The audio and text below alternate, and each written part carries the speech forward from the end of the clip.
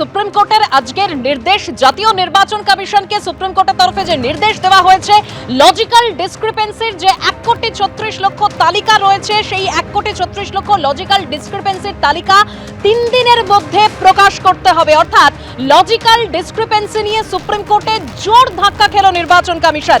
আর এই তালিকা দিতে হবে পঞ্চায়েত, ওয়ার্ড, বিডি অফিসে। এসআইআর শুনানিতে মান্যতা দিতে হবে মাধ্যমিকের অ্যাডমিট কার্ডকেও। এসআইআর শুনানিতে ভোটার নিয়ে যেতে পারবেন প্রতিনিধি প্রয়োজনে, অর্থাৎ ভোটার যদি চায় তাহলে প্রতিনিধি হতে পারবেন বিএলএও। সেক্ষেত্রে উপযুক্ত অনুমোদন অর্থাৎ নথিপত্র সেক্ষেত্রে দেখাতে হবে।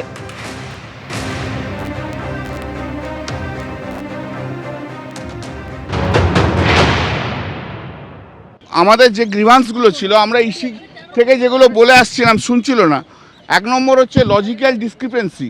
যে লজিক্যাল ডিসক্রিপেন্সির 1,30,00,000 না 33,00,000 নাম রয়েছে, সেটা নিয়ে আমরা বলেছি, সেখানে সুপ্রিম কোর্ট বলেছে যে 1,33,00,000 যে লজিক্যাল ডিসক্রিপেন্সি, তার লিস্ট পাবলিশ করতে হবে। এটা করতে হবে পঞ্চায়েত অফিসে এবং ব্লক অফিসে পুরোটা, অ্যান্ড ওয়ার্ড অফিসে, in the city, in the ward office, এগুলোতে ডিসক্লেম দিতে হবে। তারপর লিস্ট পাবলিশ করার পর 3 দিনের মধ্যে নোটিশ যাবে এবং তার থেকে 10 দিনের মধ্যে হিয়ারিং কনক্লুড করতে হবে। ঠিক আছে, এটা গেল 1 নম্বর। 2 নম্বর হচ্ছে ওরা যে বিএলএকে অ্যাটেন্ড করতে দিচ্ছিল না, তাতে অনেক অবজেকশন ছিল যে এরকম পলিটিক্যাল পার্টি। কোর্ট বলেছে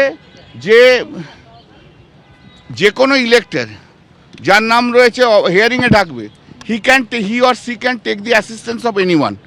সেটা তার লয়ার অ্যাসিস্ট্যান্স দিতে পারে, তার রিলেটিভসের অ্যাসিস্ট্যান্স নিতে পারে, তার নেবার যারা আছে তাদের নিতে পারে, যার ইচ্ছে সে অ্যাসিস্ট্যান্স দিতে পারবে। লজিক্যাল ডিসক্রিপেন্সি নিয়ে সুপ্রিম কোর্টে যে মামলা হয়েছিল, অর্থাৎ তৃণমূলের মুখ্যমন্ত্রী থেকে শুরু করে শীর্ষ নেতৃত্ব যেভাবে সরব হয়েছিল এই তালিকা প্রকাশ করতে হবে, মুখ্যমন্ত্রী মমতা বন্দ্যোপাধ্যায় থেকে অভিষেক বন্দ্যোপাধ্যায় একই বিষয় নিয়ে সরব হয়েছিলেন। তৃণমূল সেক্ষেত্রে মামলা করে এবং সেই মামলায় আজকে কিন্তু জোর ধাক্কা খায় নির্বাচন কমিশন।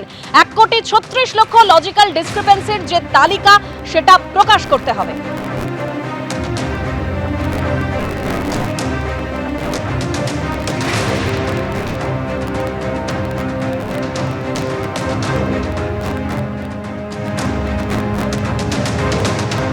সর্বোচ্চ আদালত এও নির্দেশ দিয়েছেন যে এসআইআর শুনানিতে মান্যতা দিতে হবে মাধ্যমিকের অ্যাডমিট কার্ডকেও। এসআইআর শুনানিতে ভোটার নিয়ে যেতে পারবেন প্রতিনিধি, আর ভোটার যদি চান তাহলে প্রতিনিধি হতে পারবেন বিএলএও। আর অভিষেক বন্দ্যোপাধ্যায় তিনি আজকে আক্রমণ করে বলছেন যে বিজেপির এসআইআর খেলা শেষ, কোর্টে হারিয়েছি, এবার ভোটেও হারাবো।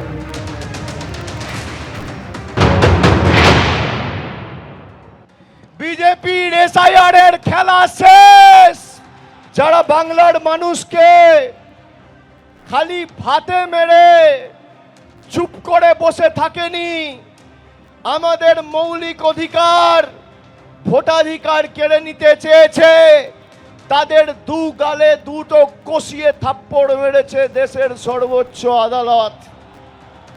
আজকে কোর্টে হারালাম, এপ্রিলে ভোটে হারাবো। বাংলার মাটি দুর্জয় ঘাটি।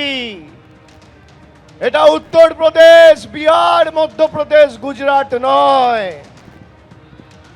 বলেছে শুধু লিস্ট রিলিজ হবে না, গ্রাম পঞ্চায়েত ধরে ধরে তালিকা পঞ্চায়েতের অফিসে টাঙাতে হবে কার নাম হিয়ারিং এ ডাকা হচ্ছে, কাকে ডাকা হচ্ছে, কি কারণে ডাকা হচ্ছে। আমরা এটাই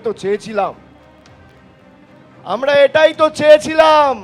এবিপি আনন্দ, এগিয়ে থাকে, এগিয়ে রাখে।